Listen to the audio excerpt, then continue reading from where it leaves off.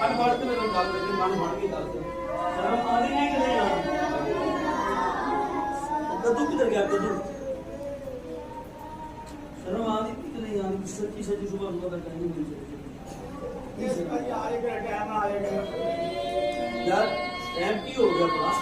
कोई बस 5:30 बजे बाद 5:30 बजे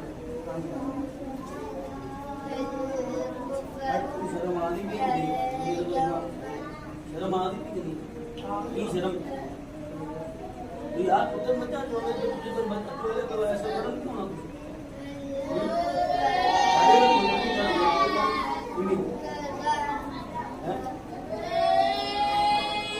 तेरा रोज का माहौल बन गई रोज मेरा नाम तेरा माहौल बन गई तेरा बनना का माहौल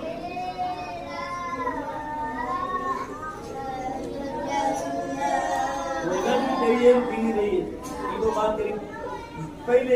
पहले दिन तो तेरी रूटीन बड़ी मानो ले इंजी ना ये भी शर्म नहीं आती सर वो तो शर्म नहीं आती यार वे कितने जवान पे कितने बड़े जो शर्म हो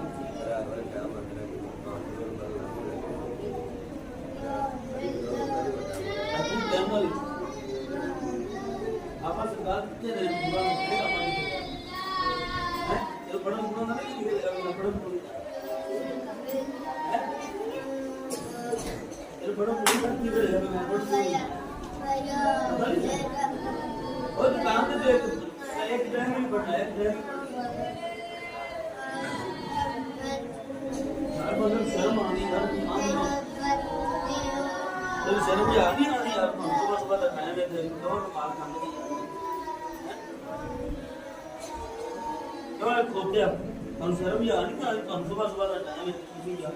क्यों ना करते और काजी आने तेरी मां भी दे देना यार ते बड़े जी यार मदर क्यों शर्म आनी कि नहीं आनी आनी भी उस भाई सानू आनी है ना क्यों नहीं आनी अच्छा बेन और नहीं आनी आज क्या बगैर मूछा लो आदा अरे वो आज के पीछे जड़े में आया ना ये साहब ला गए फिर अगली बार कल शर्म आ कि नहीं आनी सही से सुबह सुबह सही से हैं नहीं जो सियाने बियाने जी यार समझ भी ना यार देखो यार मेरा ख्याल करो अपनी क्लास में तो लगती पता